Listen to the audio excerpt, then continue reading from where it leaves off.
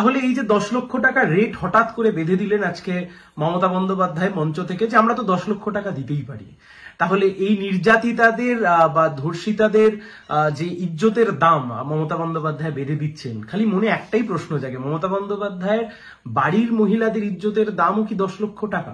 যা টাকা লাগবে আমি দেব। হ্যাঁ, আমরা 10 লক্ষ টাকা তো দিতেই পারি। দেখুন, আপনারা যারা আমাকে চেনেন জানেন, আমার কথা দীর্ঘদিন শোনেন, আমি কখনো কাউকে কোনোদিন রাজনৈতিক কারণ ছাড়া কারোর ব্যক্তিগত স্তরে বা কারোর পরিবার ধরে টানাটানি করিনি। কিন্তু আজকে একটা প্রশ্ন মনে খুব নাড়া দিচ্ছে। মমতা বন্দ্যোপাধ্যায় রাজ্যের মুখ্যমন্ত্রী, তার পরিবারের মহিলাদের ইজ্জতের দামও কি 10 লক্ষ? মমতা বন্দ্যোপাধ্যায় তিনি নিজে রাজ্যের মুখ্যমন্ত্রী, তিনি নিজে একজন মহিলা, এমনকি গোটা দেশের একমাত্র মহিলা মুখ্যমন্ত্রী, এবং তার সাথে মমতা বন্দ্যোপাধ্যায়ের পরিবারে অনেক মহিলা সদস্য রয়েছেন। তার ভাইয়ের বউ কাজলী বন্দ্যোপাধ্যায়, তিনি কলকাতা কর্পোরেশনের একজন কাউন্সিলর। অভিষেক বন্দ্যোপাধ্যায়ের স্ত্রী মমতা বন্দ্যোপাধ্যায়ের বৌমা, তিনিও একজন মহিলা। তাহলে এই যে 10 লক্ষ টাকা রেট হঠাৎ করে বেঁধে দিলেন আজকে মমতা বন্দ্যোপাধ্যায় মঞ্চ থেকে, যে আমরা তো 10 লক্ষ টাকা দিতেই পারি, তাহলে এই নির্যাতিতাদের বা ধর্ষিতাদের যে ইজ্জতের দাম মমতা বন্দ্যোপাধ্যায় বেঁধে দিচ্ছেন, খালি মনে একটাই প্রশ্ন জাগে, মমতা বন্দ্যোপাধ্যায়ের বাড়ির মহিলাদের ইজ্জতের দামও কি 10 লক্ষ টাকা? দেখুন, এ রাজনীতি এ রাজ্যে নতুন নয়। এ রাজনীতির আমদানি ঘটেছিল 2011 সালে।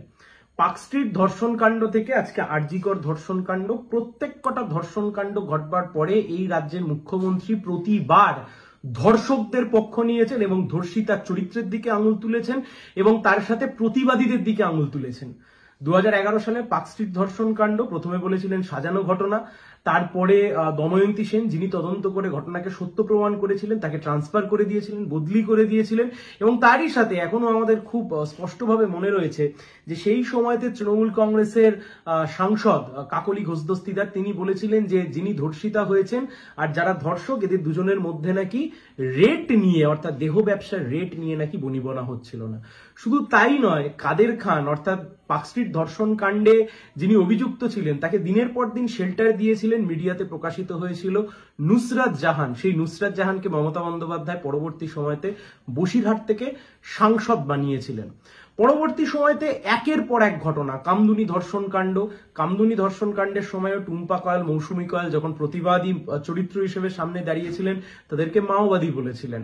গেদে, গাইঘাটা, মধ্যমগ্রামের ঘটনা, একের পর এক ঘটনা। এমনকি কিছুদিন আগে হাঁসখালি, নদিয়ার হাঁসখালির বুকে যে ঘটনা ঘটেছিল, যে একজন 18 বছরের কম বয়সী একটি শিশুকে যখন ধর্ষণ করে খুন করে ফেলে তাকে জ্বালিয়ে দেওয়া হয়, পরবর্তীকালে খবর যখন সামনে আসে, তখন রাজ্যের মুখ্যমন্ত্রী এবং রাজ্যের এবং কলকাতা এবং সম্ভবত পুলিশ কমিশনার, তারা একসুরে বলেছিলেন, মেয়েটির চরিত্রের দিকে আঙুল তুলেছিলেন এবং ছেলেটির সাথে মেয়েটির যে সম্পর্ক, সেই সম্পর্ককে এস্টাবলিশ করবার চেষ্টা করেছিলেন।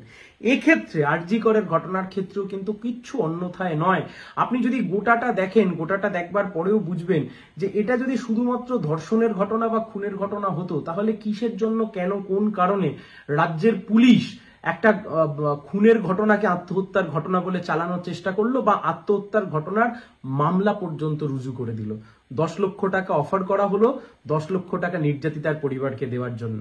শুধু তাই নয়, এর আগেও আমাদের মনে আছে যে রাজ্যের সরকার আমাদের রাজ্যের ধর্ষিতাদের জন্য রেট বেঁধে দিয়েছিল, যে তার বয়স যদি কম হয় তাহলে সে এক রকমের টাকা পাবে, আর তার বয়স যদি বেশি হয় তাহলে সে আরেক রকমের টাকা পাবে। আমরা খালি একটাই প্রশ্ন বারবার আমাদের মনের মধ্যে ঘোরে, যে মমতা বন্দ্যোপাধ্যায় বিপুল জনসমর্থন নিয়ে যে জিতেছেন, এই যে শেষবারের লোকসভা নির্বাচনেও যে জিতেছেন, এবং বিভিন্ন রাজনৈতিক বিশ্লেষকরাও বলেন যে এই বিপুল পরিমাণ ম্যান্ডেটের পিছনে আছে বাংলার মা বোনেরা, লক্ষ্মীর ভান্ডার বা কন্যাশ্রী এবং বিভিন্ন প্রকল্প থেকে নাকি তারা বেনিফিটেড হয়ে তারা মমতা বন্দ্যোপাধ্যায়কে ভোট দেন। শুধু একবার জানতে ইচ্ছা করে, এ রাজ্যের মুখ্যমন্ত্রী তো মহিলা মুখ্যমন্ত্রী, তাহলে কিসের জন্য, কেন, কোন কারণে মহিলা মুখ্যমন্ত্রী ধর্ষকদের পক্ষ নিয়ে ধর্ষিতাকে শুধুমাত্র টাকা অফার করে, কোনো বিচার নয়, অন্য কিছু নয়, শুধুমাত্র টাকা অফার করে কেন ক্ষান্ত থেকে যান? কেন এই প্রশ্ন ওঠে না রাজ্যের স্বাস্থ্যমন্ত্রী? আরজি করের যিনি নির্যাতিতা সেদিনকে সেমিনার রুমে ঘুমাতে গিয়েছিলেন, তার কারণ কোনো ইনফ্রাস্ট্রাকচার ছিল না, তাই জন্য। একজন ডাক্তার পশ্চিমবাংলার বুকে টানা 36 ঘন্টা ধরে একজন ইন্টার্ন ডিউটি করে যাচ্ছে। হাসপাতালে নীল সাদা রং হচ্ছে, কিন্তু হাসপাতালের ভেতরের পরিকাঠামো, তাতে কারো কোনো রকমের কোনো নজর নেই। আর এই সমস্ত কথা নিয়ে যাতে আলোচনা না হয়, সেই আলোচনা থেকে সরানোর জন্য হঠাৎ করে আজকে 10 লক্ষ টাকা অফার করে দেয়া হলো। তাই মনে যে প্রশ্ন প্রথমেই উঠেছিল যে আমার মা বোনেদের জন্য এখন 10 লক্ষ টাকা, মমতা ব্যানার্জির পরিবারের যে কোনো মহিলার ইজ্জতের দামও কি 10 লক্ষ টাকা, নাকি সেটা মুখ্যমন্ত্রীর পরিবার বলে আরেকটু বেশি হলেও হতে পারে? এ প্রশ্নের উত্তর আজকে মমতা বন্দ্যোপাধ্যায়কে দিতে হবে। বাংলা তার নিজের মেয়েকেই চায়। এই কর্পোরেট স্লোগান খাটিয়ে যে মমতা বন্দ্যোপাধ্যায় তৃতীয়বারের জন্য ক্ষমতায় আসলেন, আজকে যখন গোটা বাংলা আরজি করের মেয়ের জন্য, পানিহাটির মেয়ের জন্য লড়াই করছে, বাংলা যে নিজের মেয়েকেই চেয়েছিল, সেই নিজের মেয়ে আজকে আর সেই আরজি করের নির্যাতিতার পাশে নেই।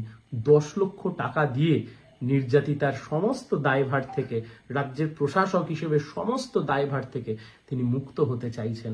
তাই জন্য যতবার উনি ভুলে যাবেন ততবার আমরা মনে করাবো এ রাজ্যের প্রশাসক আসলে ধর্ষক, ধর্ষক, ধর্ষক।